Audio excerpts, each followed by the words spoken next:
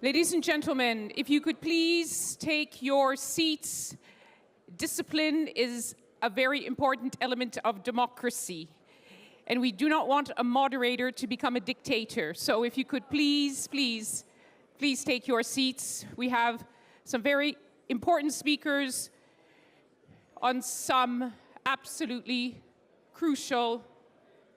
My goodness, the men in uniform, one would have expected they would be the first to take an order.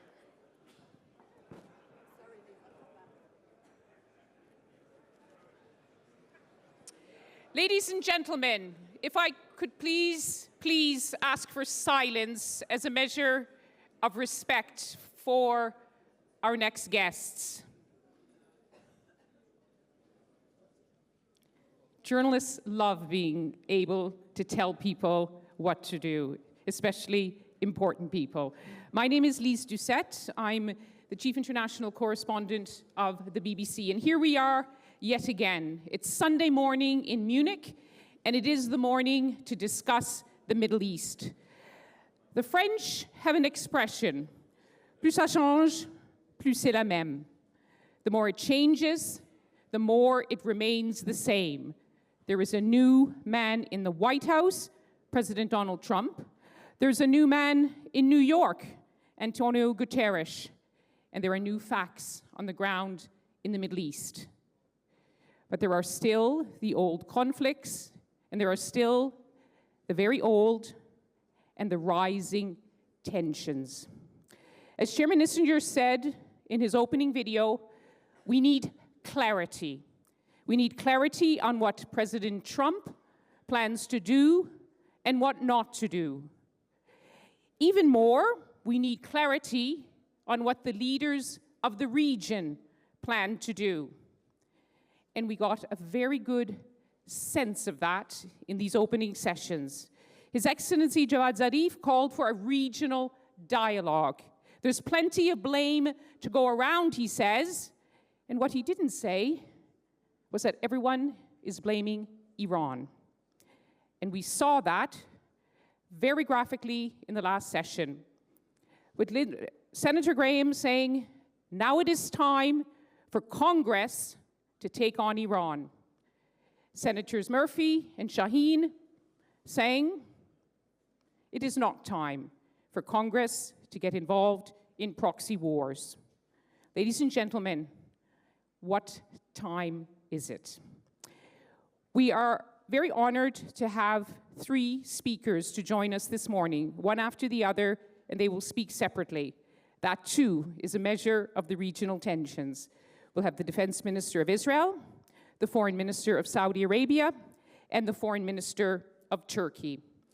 But we're going to begin with a man who has been the Defense Minister of the State of Israel since the last year. He has been a member of the Israeli Parliament, the Knesset, since 1999. And he has held almost every senior position in the government of the State of Israel. But he's the founder of an Israeli political party, Yisrael Beitenu. They call him the Kingmaker. What will he make of war or peace in the Middle East? Ladies and gentlemen, Avigdor Liberman.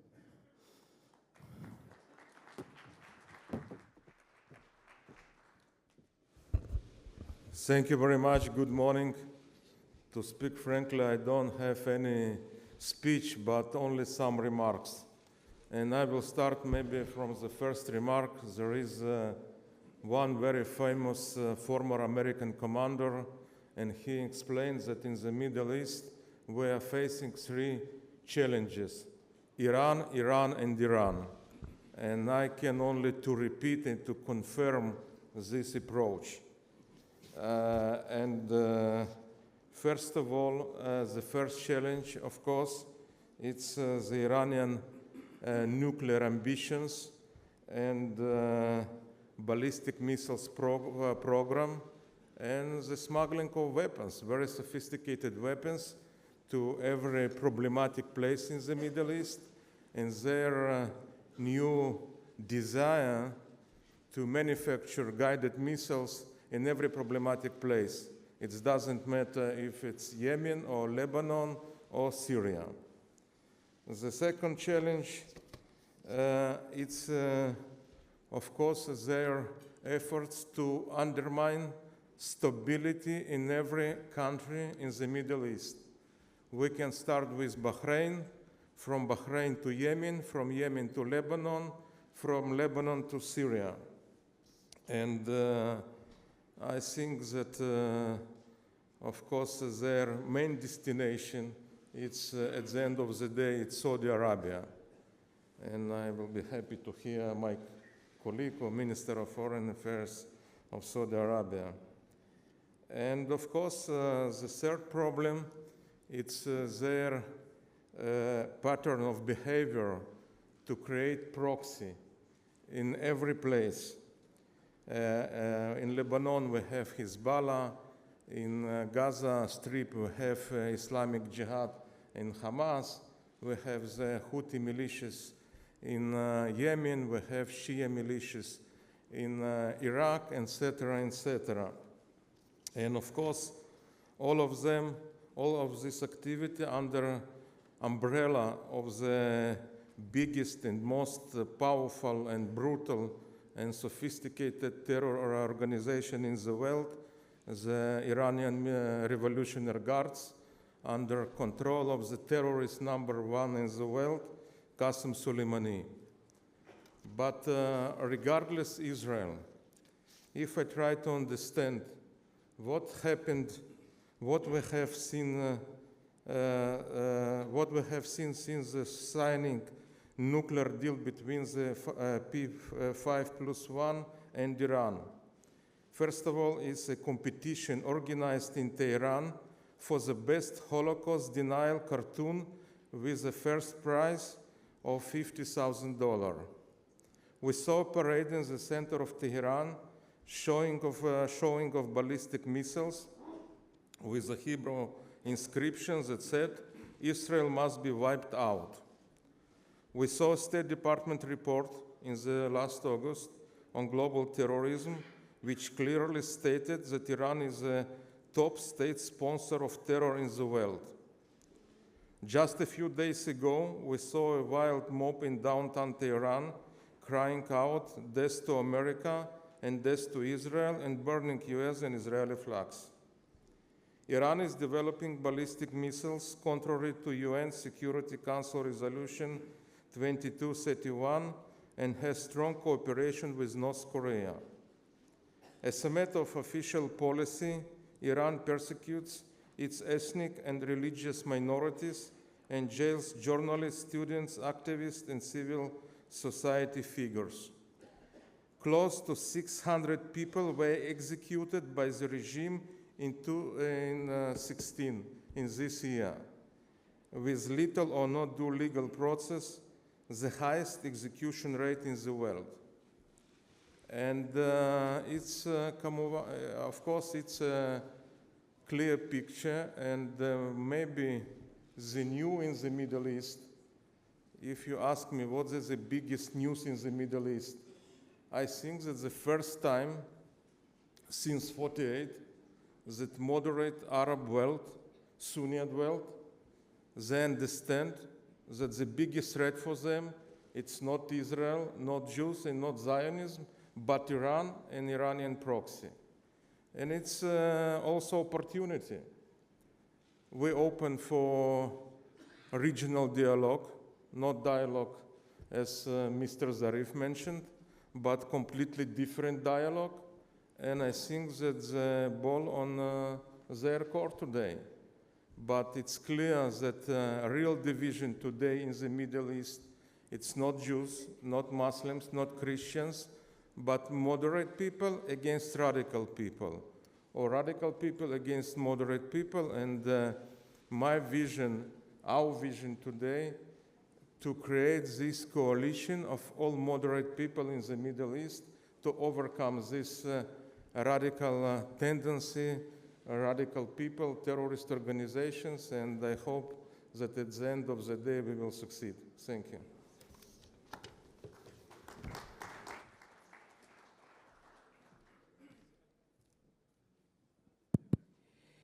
So So, Minister Liberman, you have started by telling us, as we understand, you told Secretary of State, Secretary of Defense Mattis, when you met him, that the problem as you see it in the region is Iran, Iran, Iran. What are you calling for? Is it sanctions, as we heard in the last session, or are you looking at military pressure? What is on the table? I think it's open, yeah. It's a combination of economic pressure, it's a very tough policy, and of course to impose all decisions, all resolutions of Security Council. For example, the ballistic missiles, all their program with ballistic missiles. It's clear that today we suffered in the last period from the lack of political will and determination. And we discussed many times about soft power. I think that the results of soft power we see today in the Middle East. It's not only regarding Iran. But the former U.S. administration, Secretary of State Kerry, Wendy Sherman is here, dealt with one of the big problems in the region, the Iran nuclear program, through negotiations. Javad Zarif started our morning calling for dialogue. Is there no option to try to discuss a way out of this crisis? I think it was an attempt to avoid reality. We have clear results of very similar deal with North Korea. And some actually say there should be a deal with North Korea. The Iranian deal, it's copy-paste what we had with North Korea. And we see what's the results in North Korea.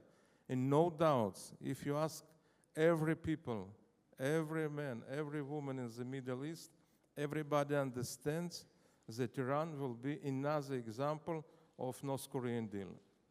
Now, what we understand Iran wants, we heard it from Prime Minister Benjamin Netanyahu when he went to the White House. He's talking about a broader coalition which involves Israel and Arab states. But when you talk to Arab states, they say, we cannot work with Israel on this until you solve what is still the core issue for them, which is the Israeli-Palestinian conflict. We heard from President Trump, one state, two state, whatever the parties like.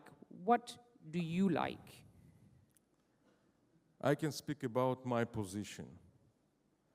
And maybe, you know, it will be a very long explanation. Well, I think we all know the history of the Israeli-Palestinian conflict. Because Palestinian conflict, it's very interesting. You know, today we have, and I completely agree with some colleagues, very bad right-wing, tough right-wing government. The question, what happened with all previous governments? We had very dovish governments. We had Ehud Olmert, and I see here Tzipi Livni, and we had Ehud Barak and Ariel Sharon, and Tzipi Livni, she met with Abu Mazen in Annapolis, and everything was, you know, ready for the huge ceremony in White House. At the last moment, Mahmoud Abbas refused to sign a final status agreement. But let's Okay. let's go to 2017 February. And, what is on your agenda now? It was the same with Arafat and Ehud Barak in Camp David, etc., etc. My vision, it's the end game, no doubt, two-state solution. I believe that what is necessary for us to keep the Jewish state. And I think also regarding the Jewish state and Palestinian state, there is a huge misunderstanding. My biggest problem is that today on the table we have a proposal. We will establish very homogenic Palestinian state without even one Jew, and we will become binational state with more than 20% of population the Palestinians. I think that the basic principle of solution must include exchange of land and population. It doesn't make sense to create one homogenic Palestinian state and binational state Israel. It's one problem. And of course, the other problem, Palestinians, they don't have capacity to sign alone a final status agreement with Israel. It's possible only as a part of all regional solution. Not the incremental process, but simultaneously. We must sign simultaneously on the regional solution with Arab world and Palestinians. So you like this idea of going back to the original proposal put forward by Saudi Arabia many years ago, which never got off the ground, a broader Arab-Israeli? I speak many times about this vision, part of course, Arab League initiative, Saudi Arabia initiative. There are some positive paragraphs. There are paragraphs that they completely unacceptable for us, like issue of refugees, etc. But today, at least, there is understanding that the biggest problem of the Middle East, it's not a Palestinian issue. With all due respect to our dispute with the Palestinians. But it still is an issue to resolve, you would agree? I think it's an issue, but it's, you know, in the past it was very easy to explain all problems of the Arab world because we have Israeli-Palestinian conflict.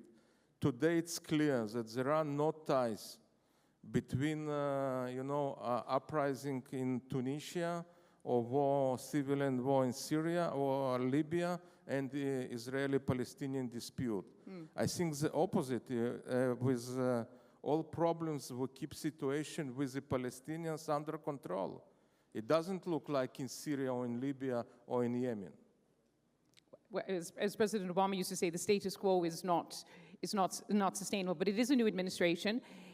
Just to give us a sense of what all of you are thinking, since President Trump has said, let's choose a solution, of course, what Israelis and Palestinians want, but what does the international community want? How many here in this room still believe that a two-state solution is the best way forward to resolve the Israeli-Palestinian conflict? And see these hands way up. Well, Minister Liberman, they agree with you, a two-state solution. I'm sorry we have to end it, but thank you very much. The problem is that they don't vote in Israel. No, oh no, I don't think. I think we've gone beyond that. Yeah. Certainly at the Munich Security Forum. Okay. Minister Liberman, we're very grateful to have you. Thank you very much for your intervention. Thank you very much. Join me, please, in